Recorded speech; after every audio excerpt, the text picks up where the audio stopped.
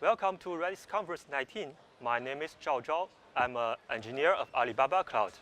Also, I'm a contributor of Redis community. I have taken part in some features development and bug fixes, such like lazy-free pipeline, stream data structure, and PSYNC 2, especially replication. So today, I'd love to talk about it, the history of this replication and future prospects. And here is the agenda. There are 5 sessions. First, I'd love to show how we use Redis in Alibaba Cloud. We built a lot of products for our users. And then let's review the Redis history about replication, including sync, PSYNC, and PSYNC version 2, and also look forward to PSYNC 3. And last, I want to introduce a new Redis replication based on AOF, and where Alibaba Cloud built.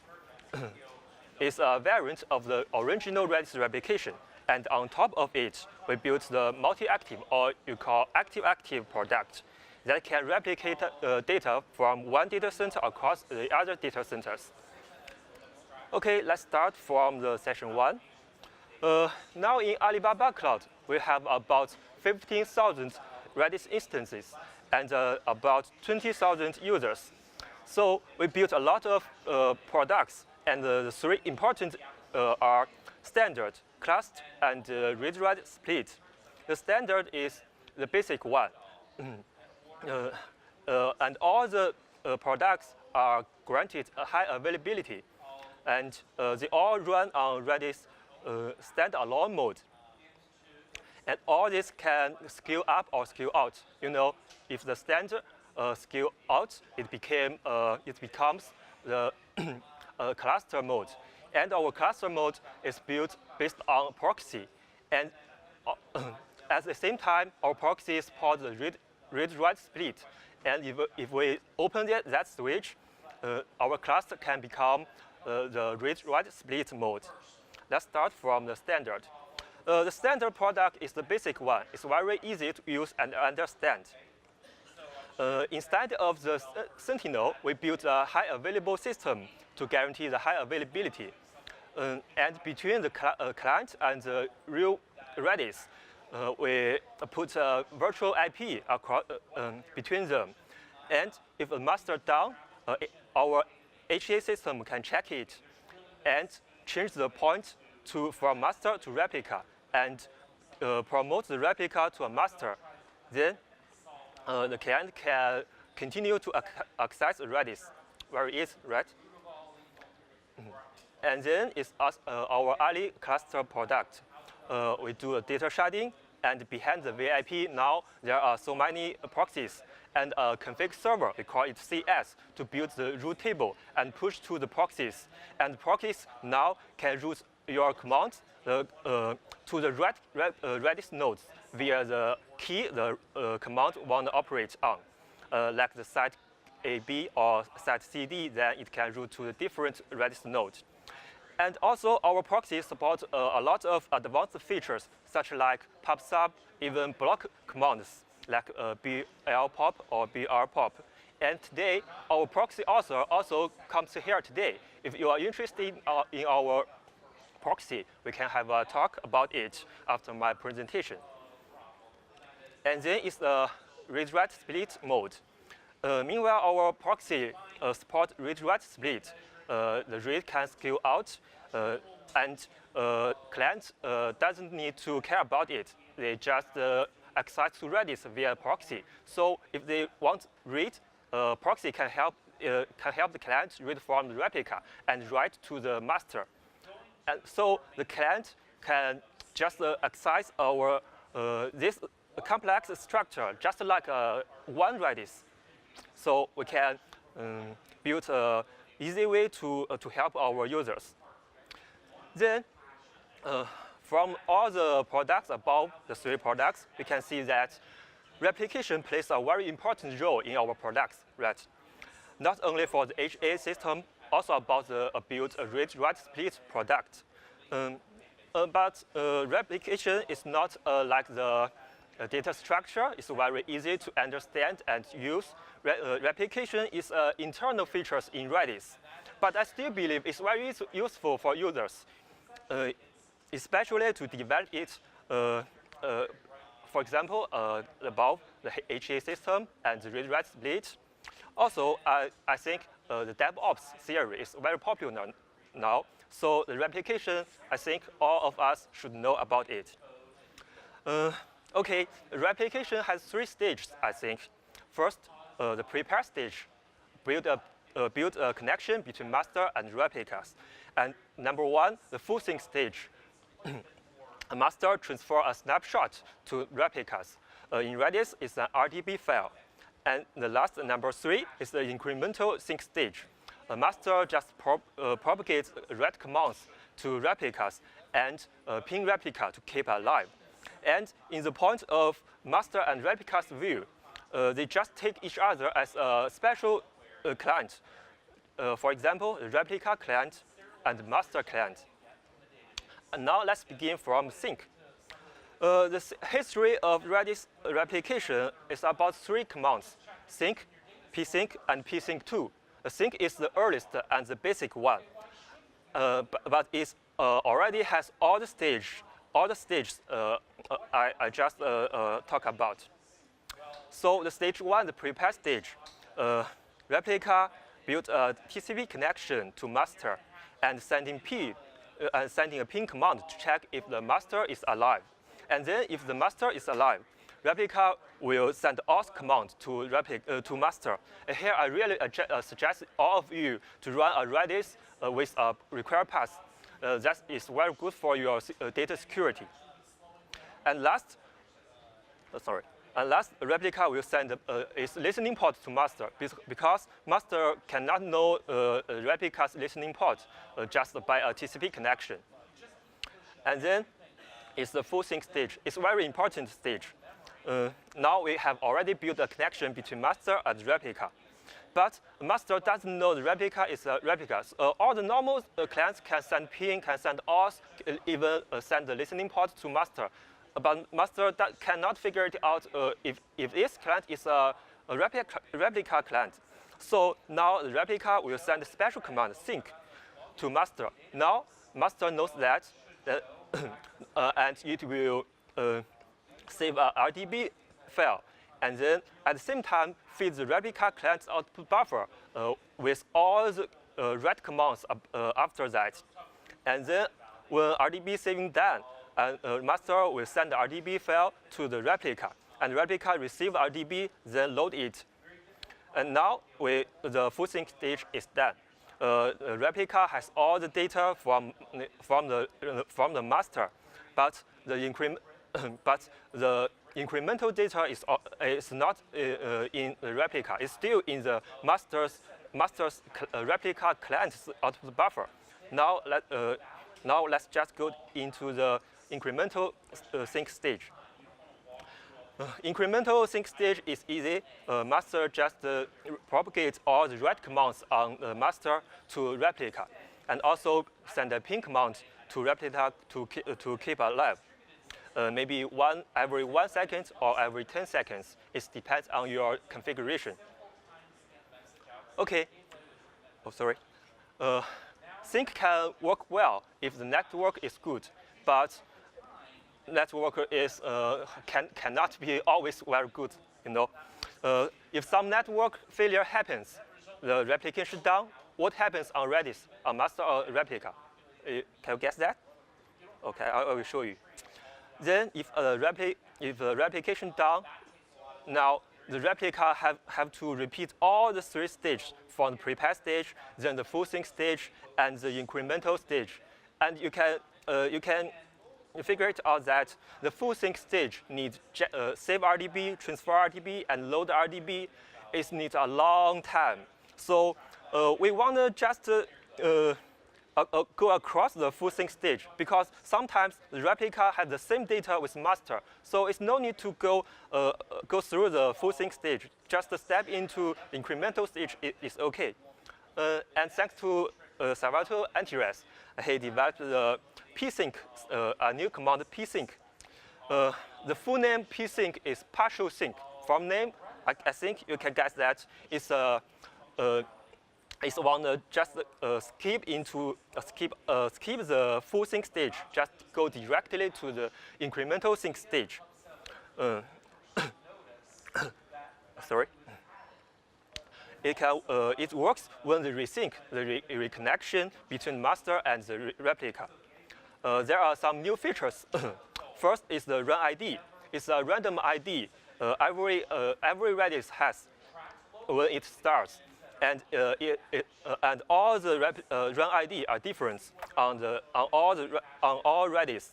And another important variable is replication offsite. And at the same time, master will catch the latest data in the replication backlog. And now all the three variables compose a replication status. And now, for example, the master's run ID is ABC, and it's already sent 123 data bytes to replica, and replica and save some data in the replication backlog. And replica catch the master's status in the master client. You can see that the master client log the master's run ID ABC and also record the data it already saved from the master. It's also 1, 2, 3. The replica's run ID and offsite is no use now because it's just works on a master. But if a replica becomes a master of another replica, the run ID will work. Okay, let me show you the info replication result. You can see that the left is the master and the right is a replica. The run ID are different. And the master log how many data it has already sent to the replica. And its replication backlog is activated. And replica And replica also records how many data it received from the master. Okay, let's see how the resync works. First, for example, the master run ID is ABC, and it catches some data in the replication backlog from 100 to 200. And replica records the master status. The run ID is ABC, and it received 123 bytes from master. And now the replication done. What happens? Instead of a sync command, now replica will send PSYNC commands to master, and the PSYNC command is with the master run ID and the next offsite it wants received from master. So the PSYNC ABC and 1, 2, 4 is sent to master, and master receives that, and it recognizes that the run ID is the same, and it has the data, the next offsite in its backlog. So master can just reply continue, and the left replication data to replica. Okay, we can see that the full sync stage just skipped. We can just go directly to the incremental sync stage. PSYNC is good, but it's not good enough. There are still some scenarios that PSYNC cannot handle. For example, failover. Now we have a master and a replica, and our master, if the failover, we want to do a manual failover that the master and replica have the same data. For example, the old master's run ID is ABC, and the old replica's run ID is XYZ. But the old master doesn't remember the replica, so its master client is null. If we change the master and the replica role, what happens? Master wanna send a PSYNC command to replica, and the old replica and the new master, but it doesn't have the information from the old replica, so the run ID cannot match, and so we still have to do the full sync. And another disadvantage is if we want to change the master for example, the middle replica and the leaf replica. And master send ping every 10 seconds to middle replica, and the middle replica send ping command every 1 second to replica. So the master's offset may be 100, but the middle replica's offset may be 200. That may happen because the ping command from middle replica to leaf replica is more than the ping command from master to the middle replica.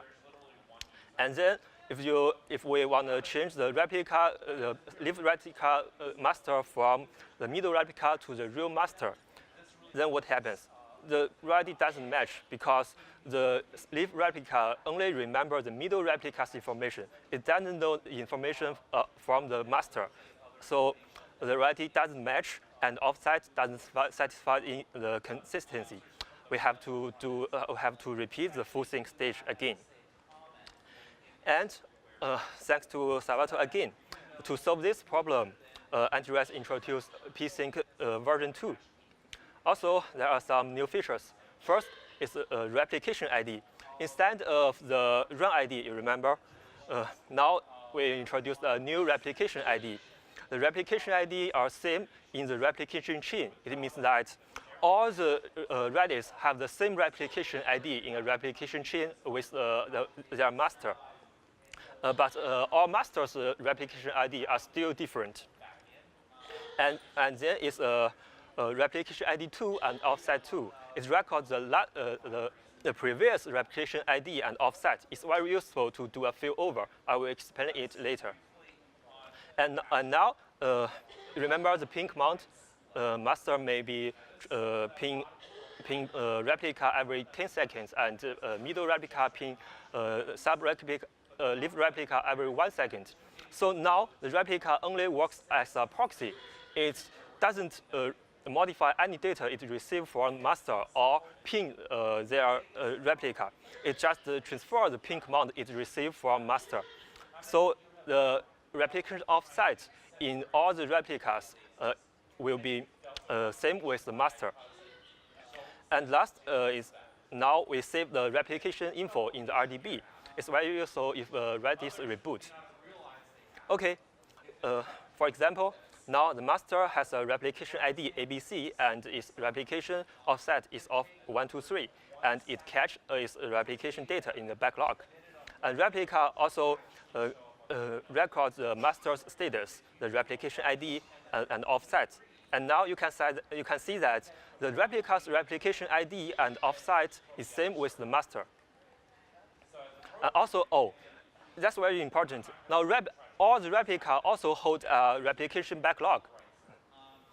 Okay, now I will show you via the info replication command. The left is the master and the right is replica. Now the replication ID are same, and all the and the replication offsets are same too. And both replica and master active their replication backlog. Okay. Okay, now let's see how we can manual the failover. Now we have a master and a replica. They all have the same replication ID, ABC, and the same replication offset, 123. Now we send a replica of no1 to a replica. It will become a master. At the same time, the replica will change its replication ID. You know that every master's replication ID are different, but it will record the previous replication status, replication ID and replication offset. And now the master, we change the master became a replica of the new replica. And the master now will send the PSYNC with its own replication ID and replication offset to the replica. To the old replica, the new master. So you can see that it's PSYNC ABC and 124. And now replica, the new master received that and recognize, the ID XYZ is not same with ABC, but it knows that from the replication ID 2 and replication offset 2, so it can be continued. So and new replica received it from the new master will change its replication ID to XYZ. And now we just can go across the full sync stage, just go directly to the incremental sync stage. Also, if the replica reboots from the RDB, it will load the replication info and just perform as a replica without a reboot and PSYNC with the replication info. The other advanced feature is change master. Now, master, we have a master and a middle replica and a leaf replica. But the ping command will only generated from a master ping middle replica, and replica just send the ping to the leaf replica. And now all the replication info in the three Redis, master, middle replica, and the leaf replica, the replication info are same. The same replication ID and the same replication offset. So now we change the master from the middle replica to master. PSYNC can work now because all the replication ID are same and the offset satisfy consistency. Okay, now. Okay, sorry. Okay, now all about the replication history is over. The next PSYNC, the next replication in Redis may be PSYNC 3.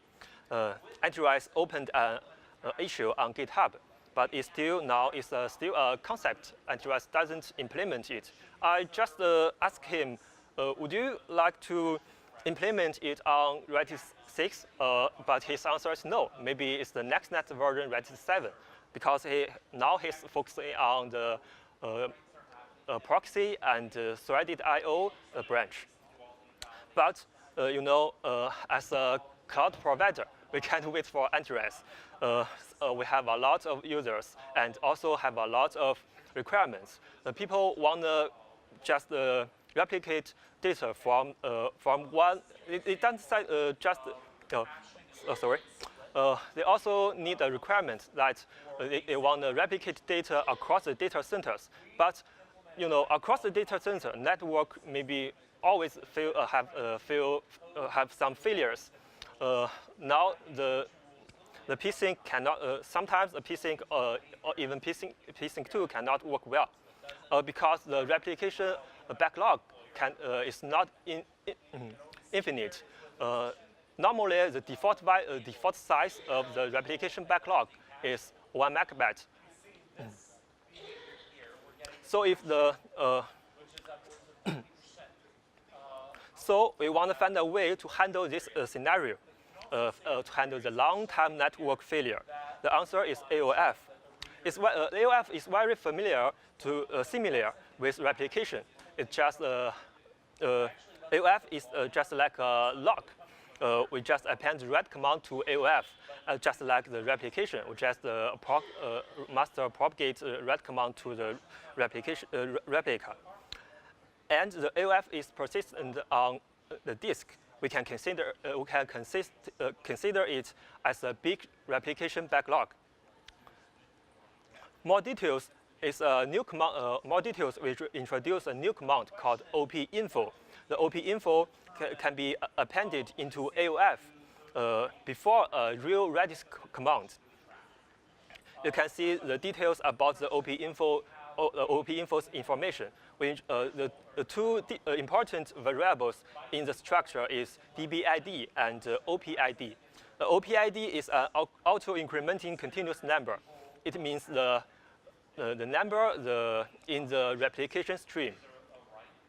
And the dbid it means the next command in the next command's dbid. You know, in the original AOF file, it must be start with a select command. But in the middle of the AOF, we can't figure it out which DB the command should be applied to.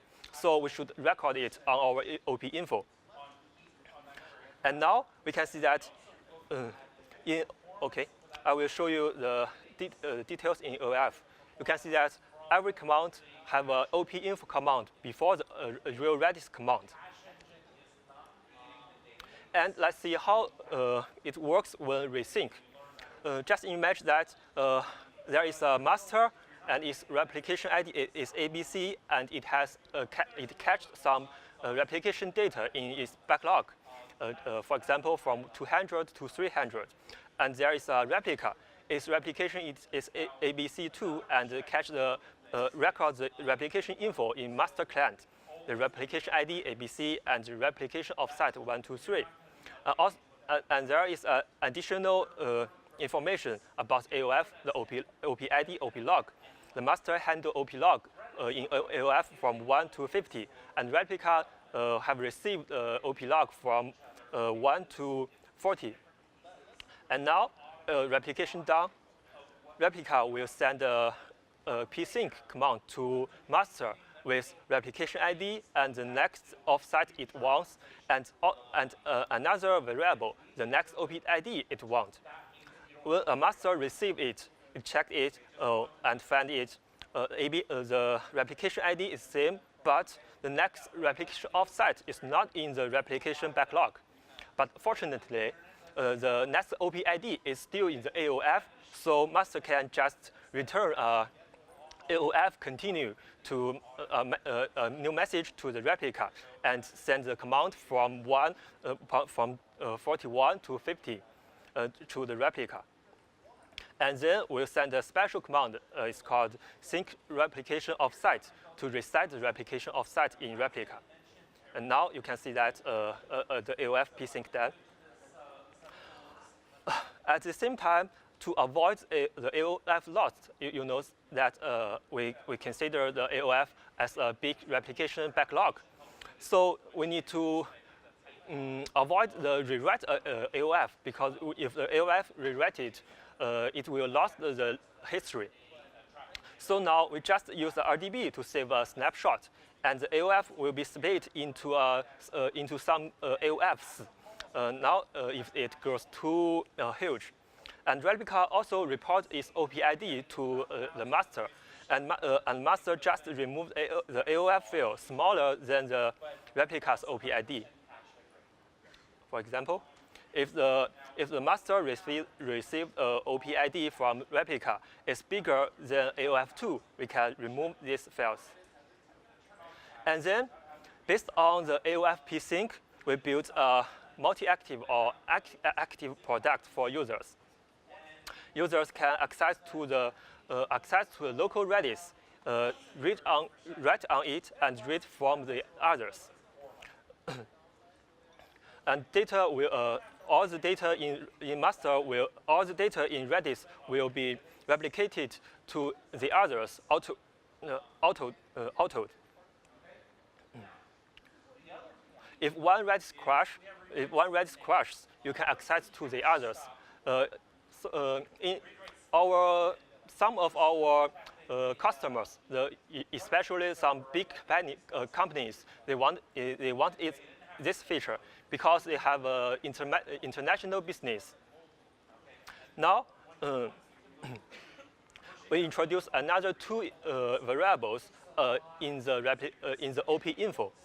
Because we should to avoid the replication cycle, we replicate from A to B and also replicate from B to A, but we do not want data from A to B and replicate back to A.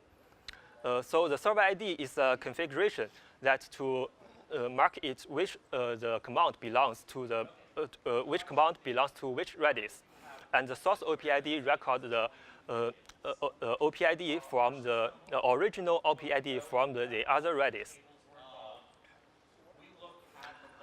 And instead of Redis itself, we introduce two commands, op-get and op-apply, and also a new middleware to control the replication across data centers.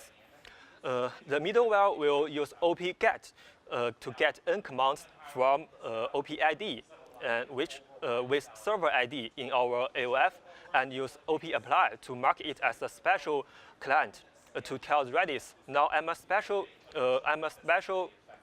client, not a normal user's client. So the Redis can figure it out that, can recognize that, and to avoid the replication cycle. Let me show you how that works. First, there is a Redis A, and now it has a command with OP info in its AOF. The server ID is A, and its OP ID is 100. Because it's generated from a normal client, so the source OP ID is no use here. And now the middleware gets some commands from B and transfer it to A. And the A check it, find it, okay, the server ID is B. We can receive it. We can receive it as and persist it. Now the AOF in Redis A became this one. But if something bad happens, the middleware receives gets some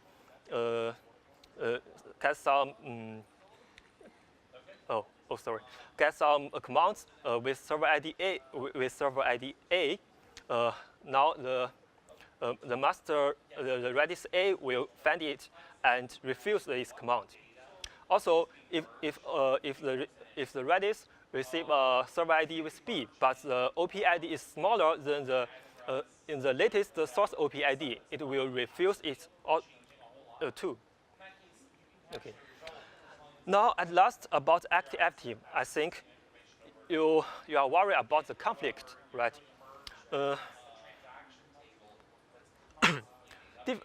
Different Redis maybe have different commands, but operate the same key. We can know the correct result because we we can know the last time it transferred from one to the other. So how to solve this problem? CRDT is a good way, is a good choice, and we are developing the CRDT features. But CRDT is not the silver bullet, I think. It cannot handle all the scenarios that conflicts happens.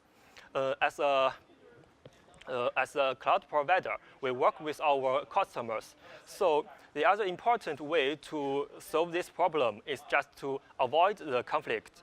In the user's point of view, we can just avoid this conflict. For example, we can use the different applications, use different DB, or use the different prefix on keys. And it can read one application can write to the local Redis, but but the others can read the same data from the other Redis. And we will check if conflict happens. If it happens, we will tell our customers, and our customer will decide how to solve it,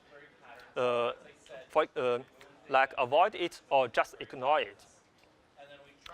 Okay, at last, all the code above the AOF-PSYNC and the active is open source. We opened a project on GitHub. It's called Pasara Catch. And also we opened another open source project called Redis Shake. It can help us, our users, to transfer data from one Redis to another. If you are interested in our products, you can also access to alibabacloud.com. Also, we have a lot of Redis contributors in our team. It's me. My nickname on GitHub is Soloista. And middle is Tony Xia. He is our AOF-PSYNC author and GitHub Mota and so on. And you can contact me via the GitHub, search Soloista, or on Twitter, or you can email to me. Thank you. Hi, this is Yang from Bloomberg. Thanks for a great talk. So you was talking about like the full sync will take a long time between replicator and the master. Yeah. So could you give some like data point to let us know how long time it might take? And yeah. It depends on your replication backlog size and depends on the traffic. I'd love to suggest you that handle a replication backlog Bigger is better, but not beyond 1 gigabyte. So how long time it might take to do a full sync between replicator and Oh, master? always just 1 or 2 seconds. Just 1-2 seconds for full sync? You say, and it depends on your data in Redis. If, for example, if I only have 1 megabyte in Redis, it will be very, very fast. Even 1 second is okay. If you have some, for example, 100 gigabyte in Redis, I think it needs 1 hour. Okay. So another question would be like, I think you introduced this new technology called AOF-PSYNC, Yes. and to solve the problem to replicate the data between data center, which always have a lot of failure. So why can't we increase the size of replicate backlog to solve the issue? Was there a drawback from that solution? Usually memory is expensive. Okay, so the main concern is on the memory usage. Not only about the cost, but also Redis cannot handle the replication cycle by itself. Okay, thank you.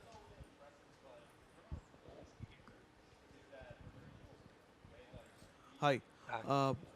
So by using the op-info for replicating across active instances, Yeah. you don't really tend to resolve conflict, right? Not using this logic, right?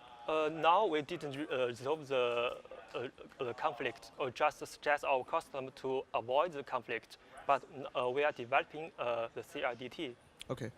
Okay. Cool. Thank you.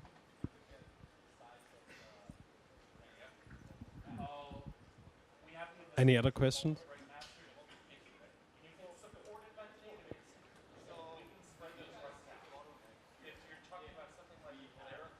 A great talk. Thank you. Question on the PSYNC 3.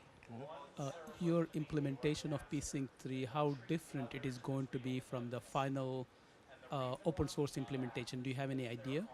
I think Salvatore have already submitted 3 features. First is about AOF annotation, just like OP info, and the second is to check if a Redis if it's if it rebooted just now to I will show you this. Okay. And the second is detecting the reboot instance as falling. And the third is replica ability to reconnect master and between master and replica, same as replica PSYNC 2. But you've done something beyond this? Uh-huh. You have Sorry? done something beyond this, and do you know how that's going to change after the open source implements PSYNC 3? The open source, I don't know because Android always like to change his mind. I don't know the final version.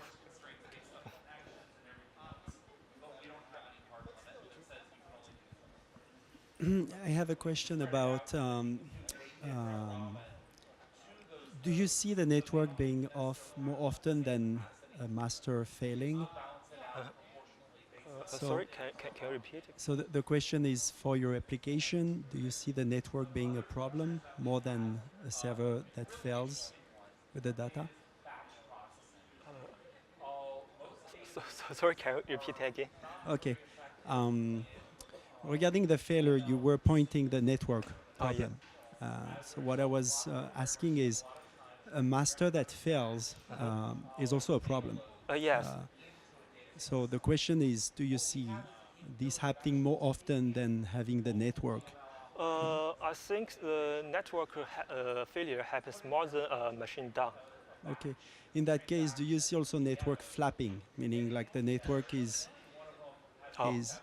also flapping? So you connect to the master, and then you lose the master, you reconnect. Yeah, yes. How do you handle that situation? First is the PSYNC is original features that do the resync, And now we have AOF-PSYNC. It also can work on these scenarios, not only on the active-active. Even just one master and replica, we can consider the AOF as a replication backlog, so we can handle a long-time reconnection. Okay. Thank you. Actually, I have a question regarding this AOF as a replication backlog. For how long do you basically keep the AOF files before they are getting rewritten, right? Because let's say you're disconnected for a bunch of hours. Is this basically covered, or is it in the scope of minutes? Or normally, we don't remove the AOF. Even we receive the OPID from the replica, and if the AOF size is bigger than the Redis max memory, we will force delete, remove the AOF. okay, so basically the AOF file can basically, because the max memory is just the current state, right? Yeah. Which means in the AOF file you can accumulate a lot of updates, but you basically don't care about the old updates. You're just interested in the newest update, which means that yes, if the how to say that? If we have too much write commands, our AOF will grow too fat. At this scenario, we doesn't care the reconnection. Just let replica to do a full sync stage, because now the full sync stage may be faster than the AOF-PSYNC. okay. Okay. Any other questions, or are we fine? Okay. Thank you. Thank you.